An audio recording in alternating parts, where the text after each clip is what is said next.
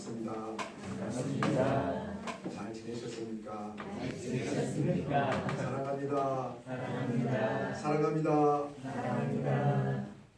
한 분만 안 계셨네. 사랑합니다. 사랑합니다. 우리 주님의 은총과 평화가 우리 가운데 함께하기를 빕니다. 입춘의 추위가 이제 조금씩 물러가는 듯 합니다. 비는 오고 눈은 오지 말고 날씨는 좀 포근한 것 같습니다. 우리 마음에도 봄볕이 따사롭게 비춰들면 참 좋겠습니다. 예배 자리에 불러주신 주님의 은총의 햇살 아래 머물면서 우리를 사로잡고 있던 우울과 불안 그리고 미움과도 작별할 수 있기를 바랍니다. 저는 항상 이쁘러처럼 이런 말을 자주 합니다. 세상의 모든 유혹의 뿌리는 우리 창세기 3장 5절에 나와 있는 너가 하나님처럼 되리라는 뱀의 말이라고 말하곤 합니다. 창세기 11장 4절도 보면은 우리 스스로 성과 탑을 건설하여 그 탑 꼭대기가 하늘에 닿게 하려는 것이다. 자기를 광하고 다른 이를 통제하고 자기 의사를 관철시키고 싶은 이 욕망에 사로잡히는 순간 우리의 모든 관계는 파괴가 되는 것입니다. 그렇다면 좋은 관계를 유지하기 위해 꼭 필요한 것이 무엇일까? 지배의 포기입니다. 지배가 아니라 사귐이요, 경쟁이 아니라 협동이요, 독점이 아니라 나눔을 지향해야 합니다. 고쳐주려는 마음을 내려놓고 있는 그대로 받아들일 때 그 관계는 회복되고 아름다워집니다. 누군가의 동료가 된다는 것은 그런 것입니다. 현대인들을 사로잡고 있는 불안감과 공허감, 절망감은 각자 도생 사회가 만들어낸 결과물입니다. 아브라함 요소와의 헤셀이라는 말이 헤셀은 이런 말을 하였습니다. 절망을 피하는 유일한 길은 자신이 목적이 되는 것이 아니라 타인에게 필요한 존재가 되는 것이다. 행복이란 자신이 남에게 필요한 존재가 되었다는 사실을 확신하는 것이라고 말하고 있습니다. 공감 가는 말입니다. 그러나 우리가 현실의 눈을 갖다가 돌려보면은 그런 확신이 흔들립니다. 세상은요 온통 우리를 갖다가 이용해 먹으려는 이들로 가득 찬 것처럼 보입니다. 그럼에도 불구하고 우리는 이런 삶의 지향을 놓치지 말아야 합니다. 누군가의 좋은 이웃이 되기 위해서는 우리가 의식적으로 노력을 해야 합니다. 인간의 마음은 참 미묘합니다. 어떨 때는 마음이 넉넉해서 상대방을 도와주고 싶고 그리고 이타적인 결정도 하고 선택도 합니다만은 또 어떤 순간에는 우리 마음이 얼어붙어서 이기적인 생각으로 확 사로잡힐 때가 있습니다. 그래서 옛사람들은 인간의 마음은 늘 위태롭다. 인간의 마음은 늘 갈대처럼 위태롭다고 말합니다. 그래서 삼일째 하나님께서 태초에 만들어 놓으신 이 춤판으로 우리를 초대하신 것입니다. 그런데 이 춤판을 깨려고 하는 많은 작당들이 우리 앞에 있습니다. 어떻게 우리는 이런 삶을 이럴 때 우리는 어떻게 살아야 될까? 오늘 말씀을 통해서 은혜가 되는 귀한 시간이 되기를 바랍니다. 우리 지난주 설교 말씀에 성자 예수님이 세례를 받으시고 성부 하나님이 하늘에서 내가 너를 기뻐하노라고 말씀하십니다. 성령이 비둘기같이 예수님의 세례를 축하하는 모습을 보입니다. 이는 꼭 우리가 창세기에서 천지를 창조할 때의 모습을 우리가 상상하게 된다는 말씀을 드렸습니다. 창세기 1장 2절에 보니까 땅이 호들하고 공허하며 어둠이 깊은 위에 있고 하나님의 영은 수면 위로 물 위로 움직였다. 그래서 성부 하나님과 성자 예수 그리스도 성령 하나님은 한 분 하나님이 계신데 서로 알고 사랑하고 서로 관계를 이루면서 살아간다는 것입니다. 하나님은 사랑이시고 완전하시기에 그 사랑도 완전하다고 말했습니다. 하나님은 아무것도 더 필요한 것이 없으신 완전한 분이십니다. 성부 하나님도 성자 예수 그리스도도 부족함이 없이 서로를 갈망하며 서로에게 개방적이며 서로에게 깊은 관계 속에서 활동하고 서로 상호 교류를 하며 기쁨과 영광을 나누시며 받으셨다는 것입니다. 그러니까 서로에게 찬양과 사랑을 아낌없이 주기 때문에 성부 하나님도 성자 예수 그리스도 성령 하나님인 이 삼일째 하나님 하나님은 지극히 행복해 하셨습니다.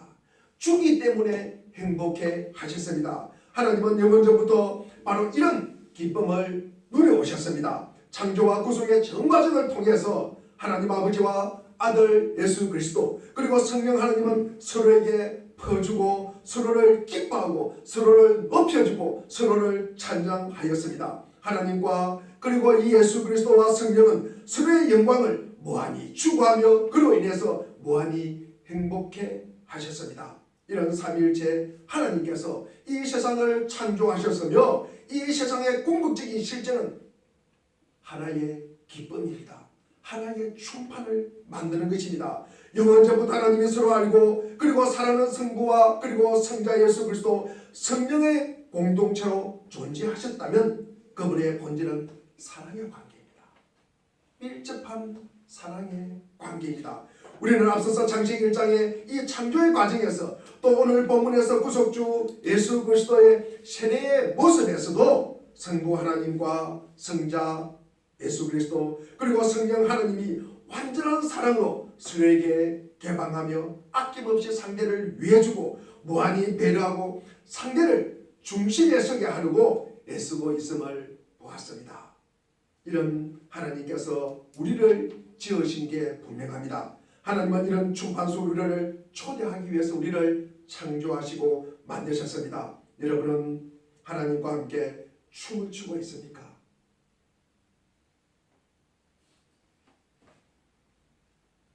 여러분은 함께 하나님과 함께 춤을 추고 계십니까? 제가 아멘 할 때까지 할 겁니다.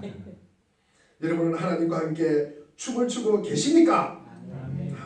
우리는 무엇보다도 하나님의 춤 안으로 들어가야 되는 것입니다. 이것이 우리 삶의 목적입니다.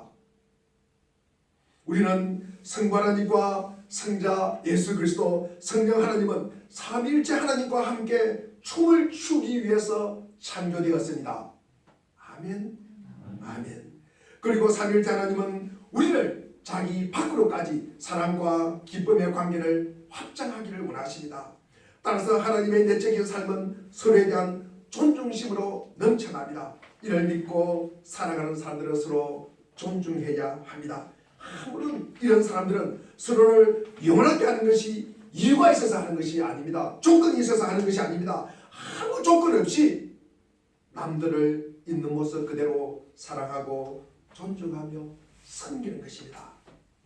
삼위일체 하나님께서 완전한 사랑의 관계로 만드신 세상에 우리를 그 무대로 나와서 춤을 추라고 하십니다. 기쁨을 누리면서 살아갑니다. 그런데 이 춤을 갖다가 멈추게 하는 방해가 있다는 것입니다. 방해꾼이 있다는 것입니다. 이 춤을 멈추게 하는 방해꾼이 있다는 것입니다. 우리 로마서 7장 우리 21절을 한번 보겠습니다. 로마서 7장 21절 시작. 그러므로 내가 한 법을 깨달았노니 곧 선을 행하기 위하여 나에게 악이 함께 있는 것이로다. 선을 행하기 위하는 나에게 악이 함께 있다. 예수 그리스도를 믿어서 우리가 구원받고 은혜의 품 안에 안긴 후에 삶의 많은 부분이 우리가 수정되고 변화가 되었습니다. 이게 하나님의 은혜입니다. 하나님께서 값없이 부어주시는 은혜로 인해서 우리가 변화의 삶을 살아가는 것입니다. 그런데 여전히 많은 부분에서 아직도 구습을 쫓아 죄의 법, 죄의 삶을 살아갑니다. 죄의 유혹이 여전히 우리에게 매력있게 다가옵니다. 세상과 함께하는 편이 훨씬 쉽고 우리가 편하게 느껴집니다. 선을 행하기를 원하는 나와 악을 함께 하고 있는 나가 같이 있다는 것입니다. 우리 로마서 7장 22절, 23절, 24절을 한번 읽어보겠습니다. 우리 22절, 23절, 24절 읽어보겠습니다. 시작. 내 속사람으로는 하나님의 법을 즐거워하되 내가 지체 속에서 한 다른 법이 내 마음의 법과 싸워 내 지체 속에 있는 죄의 법으로 나를 사로잡는 것을 보는도다. 오라 나는 공고한 사람이로다. 이 사망의 몸에서 누가 나를 건져내라. 사도 바울의 고백입니다. 이런 이유가 무엇입니까? 우리는 하나님의 은혜를 알고 주님의 사랑도 압니다. 또한 어떻게 살아야 할지도 압니다. 그렇게 살기를 또 우리가 원하고 바랍니다. 그럼에도 세상의 유혹을 받습니다. 사도 바울도 나는 참 비참한 사람이다. 나는 참 공고한 사람이로다. 이 죽음의 몸에서, 이 사망의 몸에서 나를 누가 건져내라. 누가 건져내라. 이런 고백을 사도 바울이 하는 것입니다. 그래서 우리가 이 세상에 살아가면서 많은 유혹 속에 우리가 살아가는 것입니다. 물론 은혜 속에 깊이 잠겨 있고 그리고 예수 그리스도 안에서 강하게 거하는 사람은 이 유혹에 쉽게 빠지지는 않습니다. 하지만 그래도 죄의 유혹이 찾아와서 우리에게 더 부드럽게 그리고 따스하게 그리고 문을 두드리면 우리가 아주 쉽고 매력적인 방법으로 이 다가오는 이 사탄에게 우리는 그냥 넘어가기가 일쑤입니다. 그런데도 과거의 나였다면 그 길을 너무나 쉽게 자연스럽게 따라갑니다. 죄책감도 없습니다. 심지어 짜릿한 쾌감을 누리면서 신이 날 때도 있었습니다. 사탄이 오라 그러면은 박수치면서 너무 좋아가지고 빨리 달려갈 때도 있었습니다. 그러나 예수 그리스도를 믿고 난 뒤에는 은혜가 항상 내 속에 있지 않으면 나도 모르게 유혹을 받고 끌려가면서도 때로는 주저하면서 그래도 끌려가게 되는 것입니다. 안 되는데 하면서 한 발짝 뛰게 되고 안 될 텐데 하면서 또 한 발자국 뛰고 그러다가 내가 모르겠다. 내가 한번 유혹에 넘어간다 해서 내가 받은 이 구원이 무효가 되겠느냐.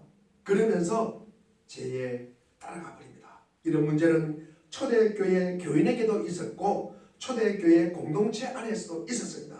지금도 마찬가지입니다. 오늘을 사는 그리스도인에게 악을 행함과 선을 행함이 동시에 존재합니다. 오늘날 교회 공동체 안에도 그 공동체에 유익되는 자가 있고 그리고 그 공동체를 비난하고 해방하고 파괴하고 방해꾼도 있다는 말씀입니다.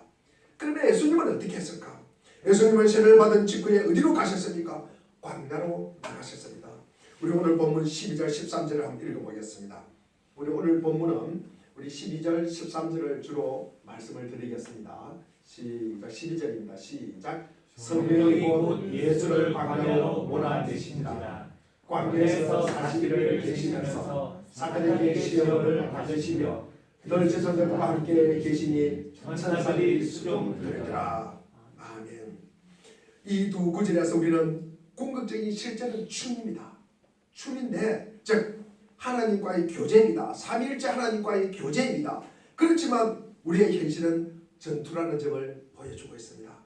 여기서 우리 구약 성경의 역사와 예수님의 삶을 서로 교차시키고 있습니다. 먼저 창세기의 내용을 보면 성령이 수면 위로 운행하시고 하나님의 말씀으로 세상을 창조하시고 역사가 시작이 되었습니다. 우리 창세기 1장 31절도 보면 하나님이 지으신 그 모든 것을 보시니 보시기에 심히 뭐였더라? 좋았더라. 심히 좋았더라. 그리고 창세기 2장 7절도 보니까 사람에게 생기를 코에 불어넣으시니 사람이 생명이 되니라. 동방의 에덴의 동산을 만드시고 에덴 동산에 생명나무와 선악을 알게 하는 나무를 심고 그리고 그 동산을 경작하며 지키게 하셨습니다. 그리고 아담이 혼자 있는 것이 좋지 아니하니 아담을 위하여 돕는 배필을 지으시고 또 그 에덴 동산 안에 각종 생물에게 아담이 이름을 지어 부르게 하셨습니다. 참으로 우리가 생각만 해도 상상만 해도 너무나 한가롭고 평화롭고 아름다운 모습입니다. 그 다음으로 어떤 일이 벌어졌습니까? 이 아름다운 동산을 시기하고 질투하며 아름다운 에덴 동산을 해방하는 방해꾼이 있었습니다. 사탄이 에덴 동산에서 최초의 인간인 아담과 하와를 유혹합니다. 오늘 본문이 마가복음을 보면은 성자 예수님께서 세례를 받으시고 물에서 올라오시고 성령은 비둘기같이 내려오시고 성부 하나님은 너는 내 사랑하는 아들이라 내가 너를 기뻐하노라라고 말씀을 하셨습니다. 거기에 창세기와 같은 똑같은 패턴이 이어집니다. 하와에게 그랬듯이 사탄이 광야에서 예수님을 유혹합니다. 여기서 우리는 마가의 단어의 선택에 주목합니다. 우리 13절 후반에 보면은 예수님께서 들짐승들과 함께 지내셨다라고 표현하고 있습니다. 사실 마가가 이 마가복음을 기록한 그 당시에는 그리스도인은 사실은 들짐승들의 밥이었습니다. 그래서 겨우 살아남은 그리스도인들은 신앙을 버리고 싶은 그런 유혹에 시달렸다는 것입니다. 그런데 마가복음의 이 예수님은 마가복음을 보니까 예수님도 아담처럼 하나님과 깊은 관계를 누립니다. 그러면서 한편으로 이런 사탄의 유혹에 또 맞서야 되는 것이 이 예수님의 삶이었습니다. 보시다시피 광야는 고난으로 가는 우회도로가 아닙니다. 광야는 전쟁터입니다. 그리고 유혹은 현실입니다. 유혹의 배후에는 실질적인 적이 도사리고 있었습니다. 마가는 사탄을 가공의 인물이 아닌 실존하는 인물로 다룹니다. 귀신은 물론이고 초자연적인 존재를 전혀 인정하지 않는 이 현대인들에게는 참으로 기에 거슬리는 말입니다. 현대인들이 볼 때 이 사탄은 미신에 찌든 원시 사회에서 과학적으로 증명이 안 되는 이 악을 갖다가 의인화한 것이다. 그러니 사탄은 상징일 뿐이다. 그러면서 한편으로 이 현대인들은 악에 대한 개인적인 책임을 사탄에게 미루는 모순적인 태도를 보입니다. 우리가 잘못된 일을 저지릅니다. 그러면 우리가 이렇게 고백합니다. 내가 사탄에게 붙잡혔어. 사탄이 그렇게 했다. 사탄이 나를 그렇게 만들었다고 말합니다. 그러면서 자신에 대한 책임을 회피하게 버립니다.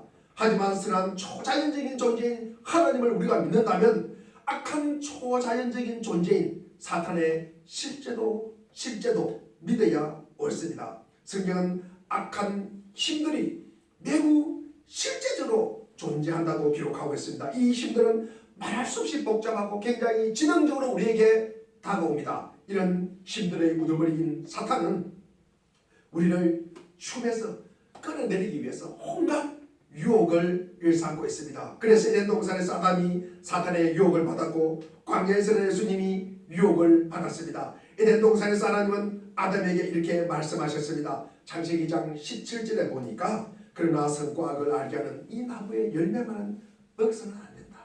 그것을 먹는 날에는 너가 반드시 죽는다. 나무에 관해서는 내 말을 따르거라. 다른 것은 몰라도 그 선악을 알게 하는 그 나무에 관해서는 내 말을 따르라. 선악을 알게 하는 나무에는 절대로 그 열매를 따먹지 말아라. 그 하나만 너가 지키라. 그 열매를 따먹으면 반드시 죽을 것이다. 그런데 그 말씀 앞에서 우리의 반응은 어떻습니까? 우리가 이런 말을 들을 때 성경에 우리가 이런 말을 들을 때 우리에게 들려주신다면 우리는 보통 이렇게 생각합니다. 대개 왜? 그렇게 묻습니다. 나 이해 안 되는데? 하지만 하나님은 아무 거기에 대해서 설명을 해주지 않습니다. 사실 우리에게 왜 유익한지 머리로 이해가 된 뒤에 순종하는 것은 춤이 아닙니다. 그렇군요. 알았습니다. 앉아 이해가 됩니다. 앉아 이 수용이 됩니다. 왜 그 나무의 열매를 먹지 말아야 하는지를요. 이것은 하나님 자체를 목적으로 삼는 것이 아닙니다. 하나님을 수단으로 삼는 태도입니다. 하나님은 이렇게 말합니다. 너가 나를 사랑한다면 저 나무의 열매를 먹지 말아라. 내가 그렇게 말했으니까 나와 바른 관계 속에 있기를 바란다면 저 나무에 대해서 나에게 순종하리라. 그러면 너는 살 것이다. 그러나 아담은 그렇게 하지 않았습니다. 아담과 하와는 시험에 실패했습니다. 유혹에 넘어갔습니다. 그 뒤로 인류는 똑같은 그 시험을 계속 그 실패를 반복하고 있습니다. 사탄은 우리를 유혹하고 시험하기를 멈추지 않고 있습니다. 사탄은 말합니다. 그것은 자기를 내주는 사랑이야. 네가 손해보는 사랑이야. 그것은 네가 완전히 상처를 받는 것이야. 그것은 네가 손해보는 것이야. 다른 사람들을 주변에 너는 덜리로 서는 것이야. 너는 아웃사이더로 서게 하는 것이야. 그렇게 하는 것은 바보짓이야. 너는 인사로 살아야 돼. 너는 중심에 있어야 돼. 너는 주목받아야 돼. 너는 칭찬받아야 돼. 너는 가운데 있어야 돼. 네가 그렇지 않으면 그것은 네가 이용당하는 거야. 그렇게 해봐야 남는 게 없어. 손해보는 거야 이 바보야. 그러면서 조롱하고 협박하고 유혹합니다. 사실 똑같은 종류의 일이 광야에서 예수님에게도 일어납니다. 우리나라 마가복음에는 없지만도 우리가 마태복음에 보면은 4장 1절과 11절을 보면은 기본적으로 사탄은 예수님께 하나님만 높이고 하나님을 순종하는 데부터 네가 벗어나라. 네가 하나님으로부터 순종하는 데서 네가 떠나라. 하나님께로부터 네가 벗어나라고 그리고 유혹을 합니다. 그 밑에 있지 말아라. 그 밑에서 꼬봉이다 하지 말고 나와서 네가 대장해. 네가 대장해. 네가 능력도 되잖아. 그리고 너 자기 실속을 갖다가 처리하지. 그렇게 이야기합니다. 물론 이 시험은 광야에서 끝나지 않습니다. 예수님은 이 세상을 사는 내내 사탄의 공격을 받으셨고 그 공격은 에덴 동산과 상극을 이루는 이 십자가를 지기 위한 마지막 기도 겟세마네 기도에서 절정을 이룹니다.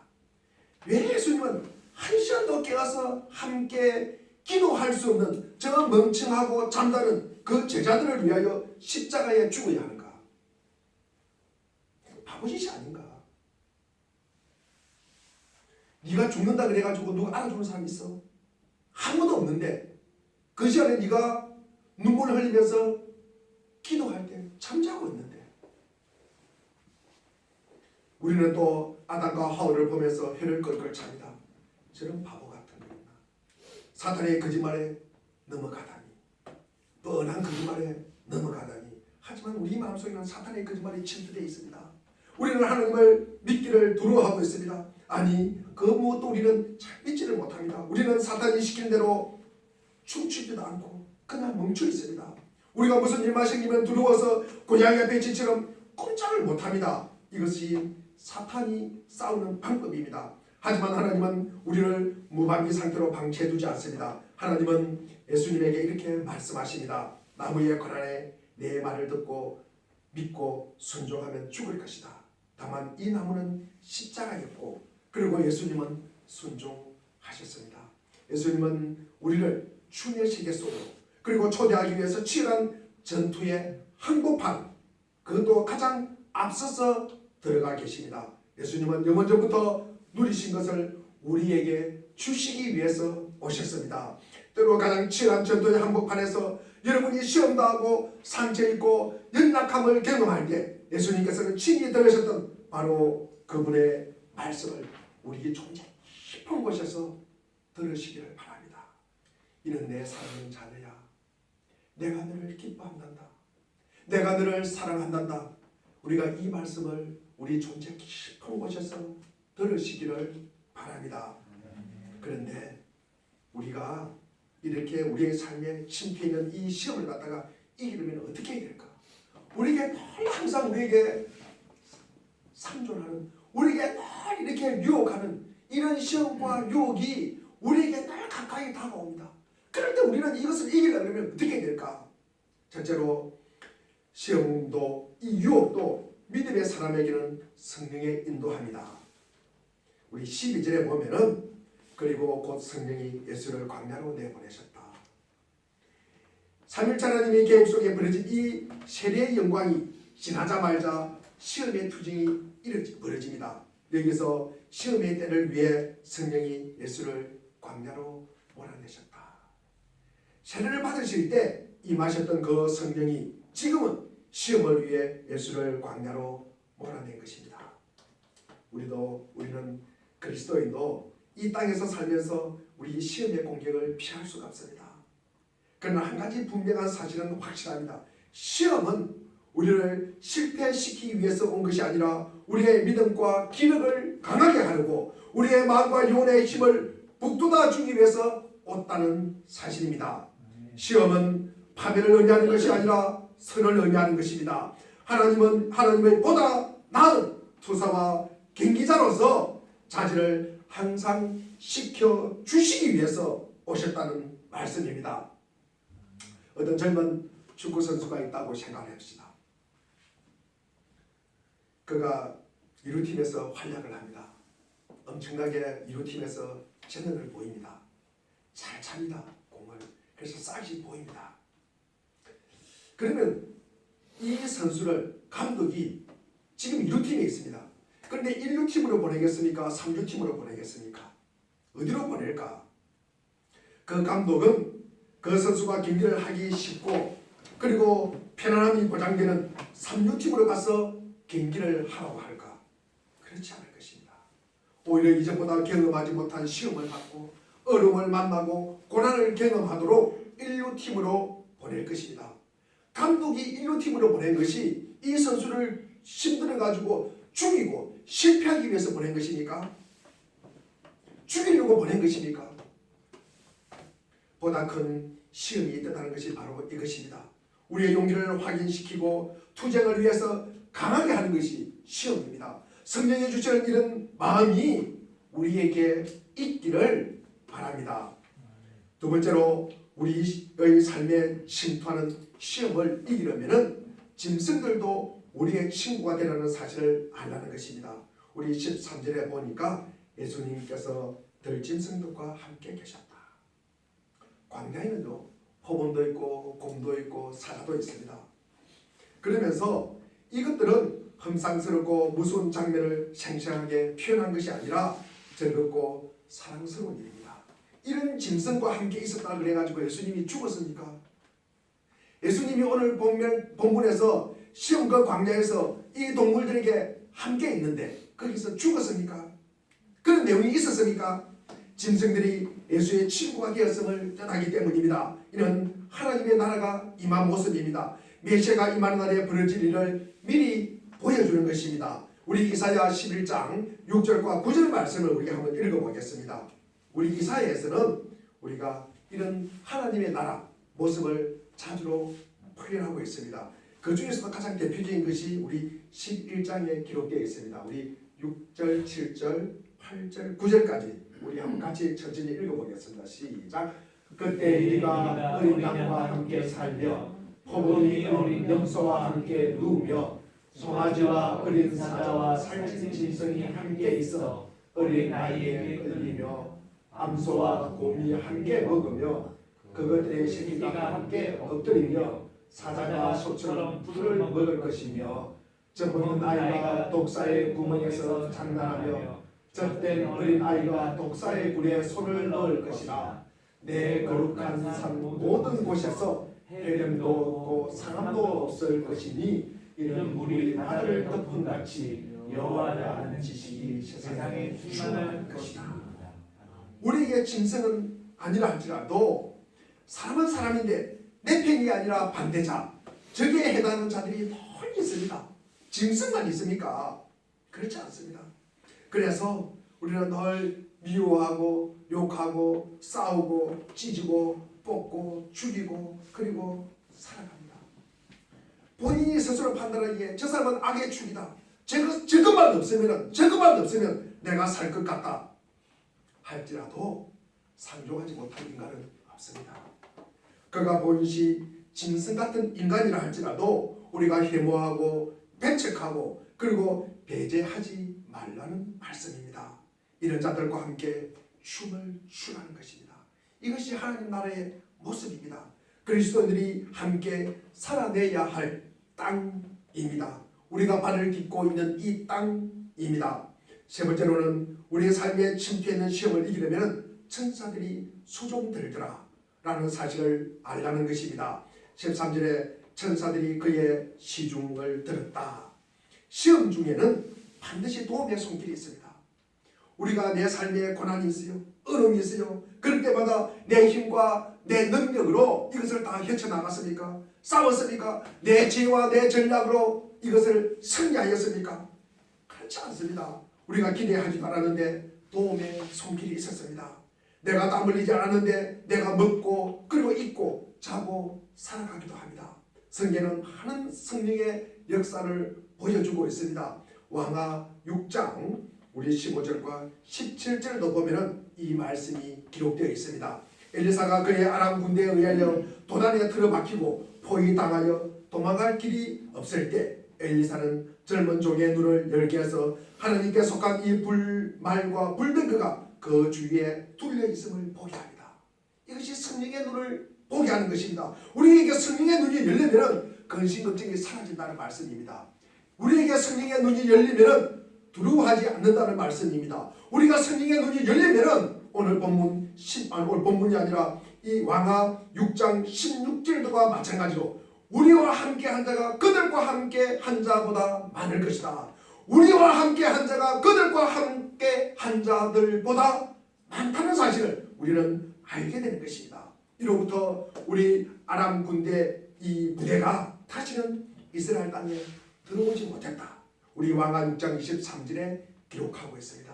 우리 예수님께서 우리가 혼자 싸우도록 혼자 감당하도록 그냥 내버려 두지 않습니다. 그러니 근심 걱정을 접어두시고 하나님께서 만드신 이 춤의 무대로 반드시 나오시기를 바랍니다. 그리하여 마음껏 주님과 함께 춤을 추는 귀한 은혜가 있기를 바랍니다.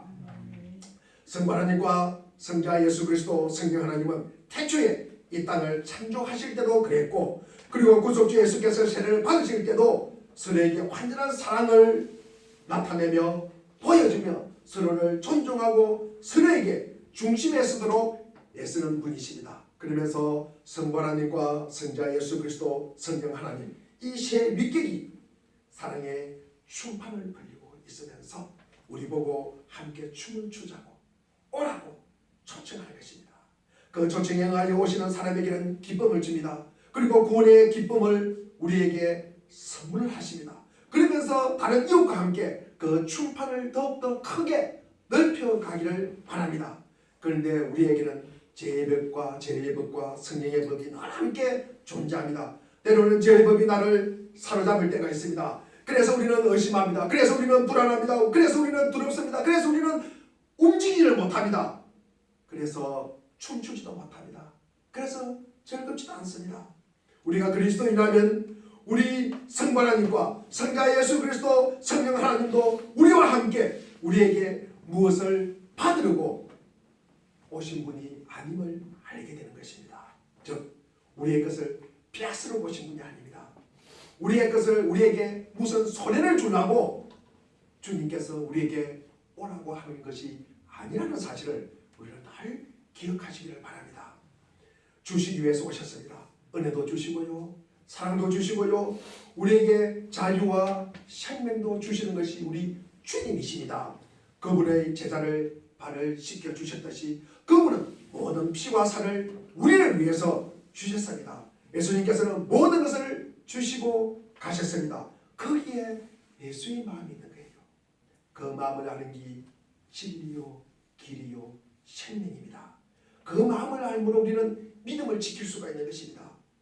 이미 그 마음을 알 때 우리는 신앙을 이해하고 수용하고 우리가 받아들일 수 있습니다. 천지를 창조하실 때도 구속주 예수님이 세례를 받으실 때도 이미 그 전에 삼위일체 하나님은 완전한 사랑의 관계가 존재하셨다는 것입니다.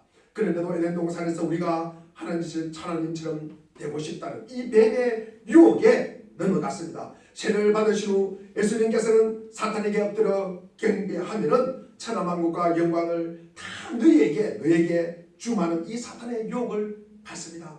예수님께서 받은 사탄의 유혹을 우리도 예수님을 믿는다고 피해갈 수 있습니까? 우리도 피해갈 수가 없습니다. 이 유혹의 순간에 바른 선택을 하기 위해서 우리는 오늘도 깨어 있어야 합니다. 하나님의 때는 앞당길 수도 없고 늦출 수도 없습니다. 그 때를 분별하며 사는 것이 지혜입니다. 하나님의 때는 모든 것이 아름답습니다. 문제는 다른 때를 바라보느라고 자기 때를 살아내지 못한 인간의 어리석음입니다. 지금 여러분은 어떤 때를 지나고 계십니까? 어느 때이든 한 가지 분명한 것이 있습니다. 고린도후서 6장 2절을 보겠습니다. 우리 고린도서 6장 2절, 우리 고린도서 6장 2절을 보겠습니다. 같이 우리 고개 드시고 같이 읽어보겠습니다. 큰 목소리로 읽겠습니다. 시작! 이러시되 내가 은혜 베풀게 너에게 듣고 구원의 날에 너를 보았다 하셨으니 오라 지금은 은혜 받을 만한 때요, 오라 지금은 구원의 날이로다. 오라 지금은 은혜 받을 만한 때요, 오라 지금은 구원의 날이로다.